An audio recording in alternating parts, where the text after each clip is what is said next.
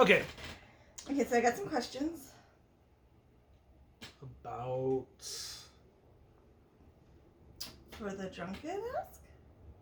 Oh, right. Yes, right. Questions. Oh, what's going on with my hair? That was weird. Alright. Your hair looks pretty. Thank you. Mwah. Hello, Internet. Hi, Internet. We are here to answer questions that you have sent us. Yes. Woo. We are on our second drink. We waited till the second drink. Because at the first drink, you're not really drunk. You're just... I'm not really drunk at this point either. No. Tipsy, maybe? No, not even. Tipsy, maybe. A little buzzed. Anyway, questions. Questions that you have asked that we are going to answer. Do you want to go first, or... Okay. I only have a few. Okay. Please tell us about the last book you really enjoyed. This is from Bites When Provoked. The last book that I really enjoyed, I read this book called Spoiler Alert. I'm working on this one right now. It's a romance novel that the two leads are, one is a actor in a fantasy series based on a bunch of books that has rapidly gone downhill over the past couple seasons. Not like Game of Thrones at all. Not at all. No, why would nobody would mention that. No. And then the other character is a woman who writes fanfic and posts a picture of herself online in cosplay as one of the characters. She's fat. She describes herself as fat. She's very proud of it. Yeah. Yeah, plus size romance novel right here. Like. Yeah, and She put on lipstick. he asks her out on a date, and also he is secretly her friend who writes his own fanfic. And it's really cute, and it makes fun of Game of Thrones a lot. I mean, not really. It's another show, but it's very like Game of Thrones. It's really obvious that he's supposed to be the character that plays like Jaime, I think. Oh yeah. Oh no. Yeah, In the acknowledgments at the end of the book, the author specifically mentions the Jaime Brienne fandom. Yeah. It's great. It's really it was really cute, and it was sweet, and I really enjoyed it. Yeah. And I'm about halfway through it, and I really like it too. So I mean, it's a little. I mean, it's very fanficky, like heavy-handed, like. But that's okay. It's still enjoyable. It doesn't matter because, I mean, what romance novel isn't heavy-handed in some way, shape, or form? Yeah. Okay. So my book is American Gothic. No, not American Gothic. No. Mexican Gothic. Sorry, Mexican Gothic. Yeah, everybody needs to go read Mexican Gothic, and then we need to figure out how Guillermo del Toro is going to make a movie of Mexican Gothic, because I feel like he is the only person that, I mean, there might be other people out there that can do it justice, but I feel like he is definitely on the top of the list of people who could do Mexican Gothic justice. Sorry, I was talking about American Gods on something else a minute ago, so that's why my brain kind of got crisscrossed. But... So Mexican Gothic is about this girl named Noemi, who it's like the 1940s. Oh, I should really probably look this up. It doesn't matter. Anyways, it's like a Gothic romance novel, sort of, but set in like Mexico in like the 1940s. And so she goes. Her cousin has like sent her family like a weird message, and so she goes to find out what's going on with her cousin, because her cousin married into this family and went to go live in this like mansion and stuff, and it's really cool. It's kind of like sort of vampire-y, but not exactly vampires, and then there's this whole thing with mushrooms and the mycelial network. So if you're a fan of Discovery, you're like, mushrooms! The mycelial network! Spoilers. Devin hasn't read it yet. I really want to own a copy, and I want him to read it. I listened to it on audiobook. But yeah, it's really cool. Like I really enjoyed the setting and like the way a lot of stuff was described, and I don't know. It is super cool. I like highly recommend it if you like. It's not like scary gothic horror fiction. Like it's not, but it is like it's got a lot of the themes of gothic fiction and whatnot. Just sort of moved to Mexico in the 40s. And yeah, I mean, like Noemi's like this socialite who, like at the beginning of the story, all she really thinks about is like the boys that she had been dating and makeup and cigarettes and stuff like that. And then by the end of it, like all of this stuff has happened to her, and it's really like made her character grow and everything. Like it's super cool. I really super enjoyed it. The only person who I could like literally see doing justice to on screen would be like someone like Guillermo del Toro, because he just does such beautiful visual work. And like that's the thing, like some of the descriptions, particularly later in the book, as she's going through all of these weird like dreams and shit and whatnot, like are just so cool and vivid. And yeah, so yeah, highly recommend that. Oh, I should look up the author. So Devin looks it up for me. It is written by Silvia Moreno Garcia. Yeah.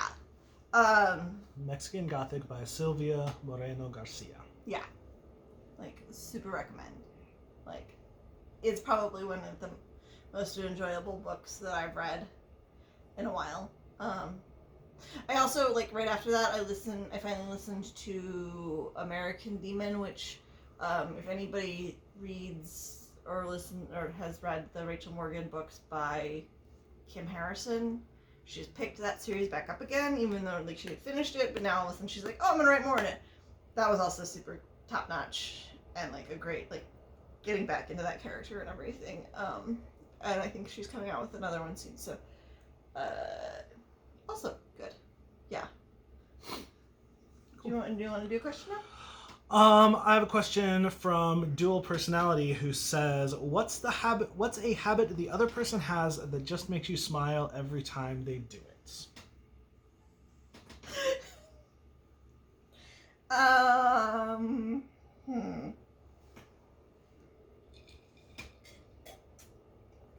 I mean, I begrudgingly smile every time you tell a pun, or I try to at least hide the begrudging smile every time you tell a pun. I appreciate it. Yeah. Don't encourage me too much. Yeah, like it's a fine line to walk. Like I can't let you tell too many puns, otherwise it might just be a bad thing. But gotta keep that in check. Oh yeah, no, understandable. I'm trying to think. What's something that you do? Yeah, I'm trying to think. I should have thought about it since I saw this question earlier. Yeah, this is my first time hearing the question, so I haven't had any time to think. I do not have such an excuse.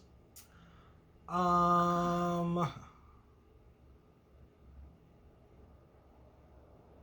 mean, I think you're super cute when you're sleeping. I mean, I guess that's good. Yeah. I think one of my favorite things is when you compliment Morgan and she just gets this kind of like cute little like that. Yeah. That noise right there. That's my favorite.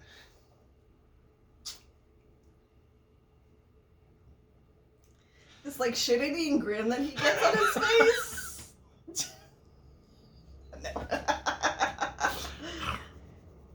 Oh, I like when you do that too. Yeah. Yeah, when I like scratch his beard and he makes cute noises. Wow. Yeah, that's a good one too. Okay, that's a good one. What are your favorite cheesy horror movies? Ooh, favorite cheesy horror movies. Morgan is much more of a horror movie person than I am. Yeah, so why didn't you start? I was going to use that as a way to encourage you to start first. I like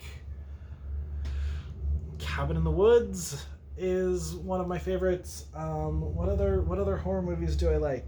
Oh, I don't know. Yeah, Devin doesn't really like many. I super love cheesy horror movies. Like, give me Attack of the Killer Clowns from Outer Space, and that's good. Like it's a horrible movie. Like, absolutely horrid. Fright Night. I love it. I like Fright Night. I don't. Okay, I mean, I guess that's kind of cheesy horror. I mean, what exactly defines cheesy horror versus Like regular horror? things like Critters or House or Attack of the Killer Clowns. Repo? Oh, you like? I like Repo. I would call Okay. Repo cheesy horror, and the Okay. same with like Devil's Carnival. I feel like that's kind of on the cheesy horror level. Okay. I mean, I love old like. To me, cheesy horror is a lot of like 80s movies. So like Fright Night. The Gate. Okay, probably the original Fright Night. Yeah, that I would count as cheesy horror. I feel like the Leprechaun movies. I'm those sorry. are cheesy horror. I'm sorry. Ooh, I'm sorry. or I feel like Tales of Terrors? almost anything involving David Tennant just by default should count as cheesy. I mean, but how hot was he when he was like in all that stuff, and then that scene where he's like taking it off? Oh, yeah. That's the defining line? What?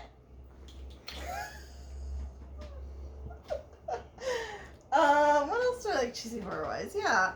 Waxworks. Waxworks is definitely like top.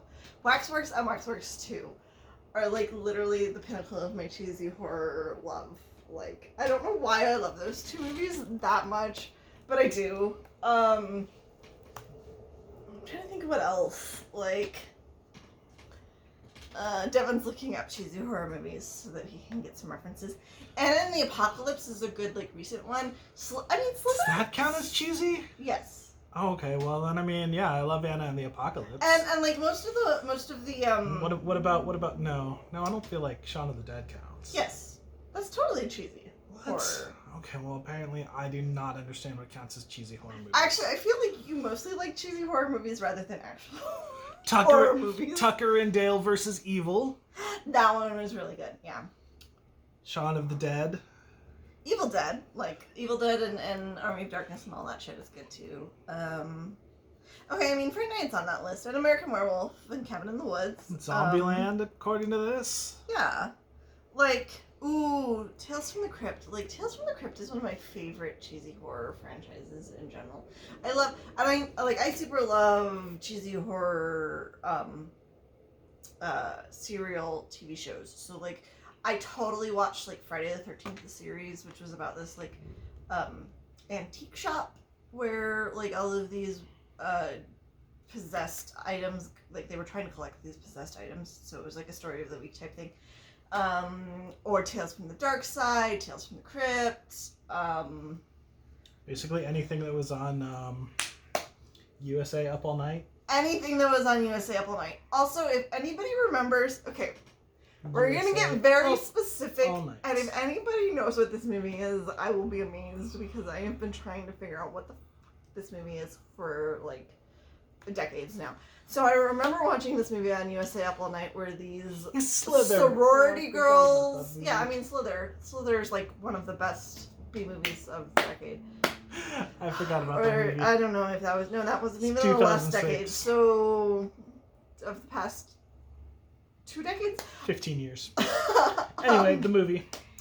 So, I'm trying to figure out this movie. All I remember is there's this scene where these sorority girls think that they're possessed with something, and somebody has to fill, like, a KFC-sized bucket full of blood, and then, like, this monster, like, so they're, like, cutting themselves open to, like, fill this bucket of blood.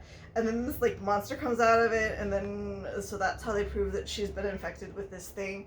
I don't know what movie this is. All I remember is I saw it on USA Up All Night when I was, like, younger than 12, because that's, you know, that's what you did back in those days. You stayed up all night and watched this shit while your parents fell asleep on the couch. We had cable. It happened. Yeah. So if anybody knows possibly what that movie is, let me know. That would be great. Okay. And then the last question from Dual Personality is, what's a TV show or movie series you wish had more to it? Pushing Daisies. Yeah. Like, of the ones, like, at this point, I'm over Firefly because of things that Whedon has done. I am more disappointed in Pushing Daisies getting canceled where it got canceled than I am Firefly. Yeah. Pushing Daisies. I also would love more Hannibal. I actually would super love pushing bases on Hannibal. Since they are both technically in the same world. Because Brian Fuller is crazy. That just is going to be a traumatic dinner for Ned. Just. Would Ned have to be a vegetarian? What? Would Ned have to be a vegetarian? That's an important question. I don't really think that's ever brought up, so I assume Ned may be a vegetarian. He might be a vegan. I don't know. I mean, it would make sense because if he's touching. Yeah. No. I never paid attention to all of the meal if he eats meals It's or true. what he eats. Something we'll have to consider the next time we watch the series. Yeah, except we let somebody borrow the DVDs, and I don't know where they've gone to. Ooh. Yeah. I don't like to let people borrow DVDs anymore because they never come back to us. It's unfortunate. Yeah. What other movies? I had a movie that I was like, oh, that movie deserves a sequel, but I don't remember what it is. After mentioning Guillermo del Toro before, I want Guillermo del Toro's Hellboy 3. I mean, don't we all? Yeah. We should watch Really, that other Hellboy that we got. Really, just like, I mean, I just would give Guillermo del Toro money to do whatever he wanted, pretty much. Yeah. This is why we need to be super ultra rich, because we would literally just fund Guillermo del Toro making whatever movie he wanted. But yeah, pretty much. This may be why we're not super ultra rich. I don't know. Because the universe is, I don't know. I don't know where you're going with that. I don't know either. Okay. This is like a 15-minute video, so I think we should stop here. Yeah, that's a good first video. We will upload this and give you more later. Catch you later, nerds. Stuff, whatever. On the flip side, Hang 10.